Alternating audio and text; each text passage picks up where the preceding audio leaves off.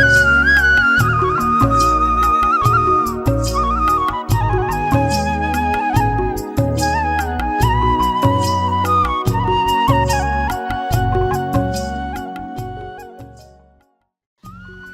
আলাইকুম। নিউজ 21 বাংলা টিভির নিয়মিত আয়োজন কিছু আমাদের বাংলাদেশের প্রোগ্রামের পক্ষ থেকে আমি আছি আপনাদের সাথে রাজু আহমেদ এবং আজ 14তম এপিসোডে আমাদের সাথে রয়েছেন রিপন ভাই।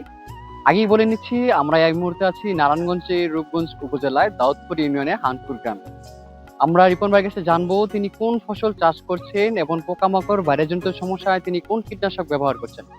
আমরা এই বিষয়ে বিস্তারিত জানতে সরাসরি চলে যাচ্ছি রিপন ভাইয়ের কাছে। এই যে আপনি এখানে আমরা যে ফসলটা দেখতে পেলাম, এটা আসলে কোন ফসল? এটা বিলাতি ধনিয়া চাষ করি আমরা। এই জমিটা কি আপনার নিজের? না, আমার লিজেন আমি লিসে লইছি 1.5 বিঘা জমি 40,000 টাকা দিয়া 1 বছরের জন্য। যদি আরেক বছর করি তাহলে আবার 40,000 টাকা দিতে হবে পরবর্তী। এই 1.5 বিঘা জমিতে আপনার কি পরিমাণ বীজ দিতে হয়? এই 1.5 বিঘা যে আমি 7.5 কেজি বীজ দিয়েছি, প্রায় 1 লক্ষ টাকার উপরে বীজের দাম আছে। মানে তাহলে 1 লাখ টাকা বীজে আপনি কিরকম ফসল আসে? এটার মাঝে 1 লক্ষ টাকা বীজ ফলাইছি, নিম্নত 5 লক্ষ টাকা আসবে। হ্যাঁ, 5 লাখ টাকা আসবে নিম্নত। বীজ যে ফলাইছি তখন নিম্নত 10 জন লোক থাকতো, এখন বর্তমান 6-7 জন আছে। এখানে কীটনাশক ব্যবহার করি পোকামাকড়ের জন্য, যাতে বীজ নষ্ট না হয়। প্রায় 2 মাসে চারা একটু বড় হয়, তখন আমরা সার ওষুধ দিলে তখন ফসলটা ভালো হয় বা বেচার কাবিল হয়।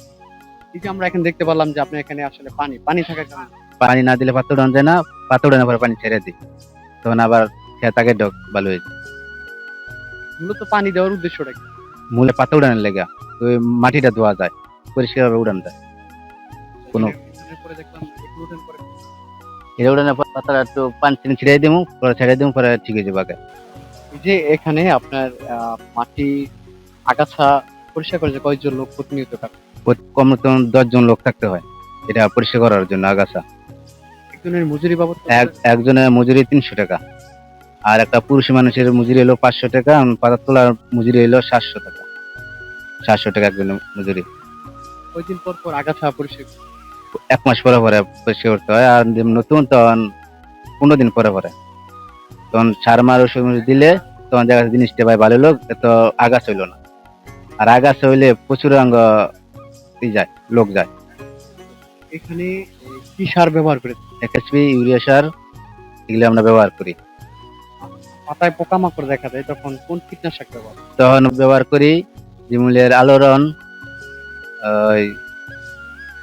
আলোরন, কারিশমা, স্টিল, এমিস্টিন টপ, এগুলো ভাই আমরা ব্যবহার করি ভাই।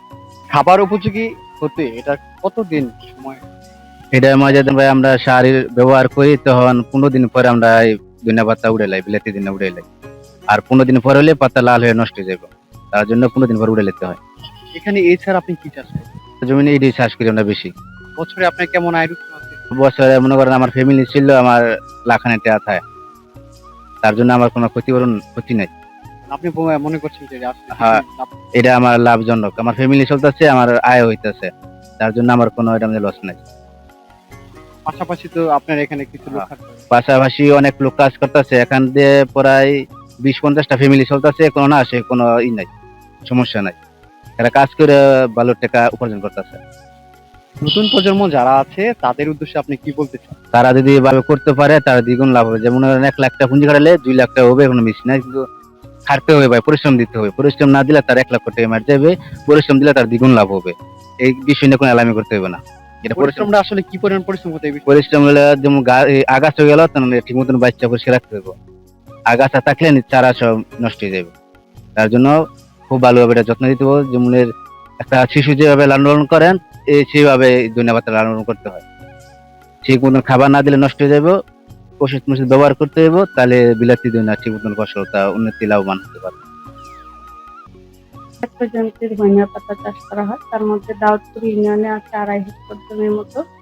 এখানে তারা 2.5 হেক্টর জমিতে ধনিয়া পাতা চাষ করে।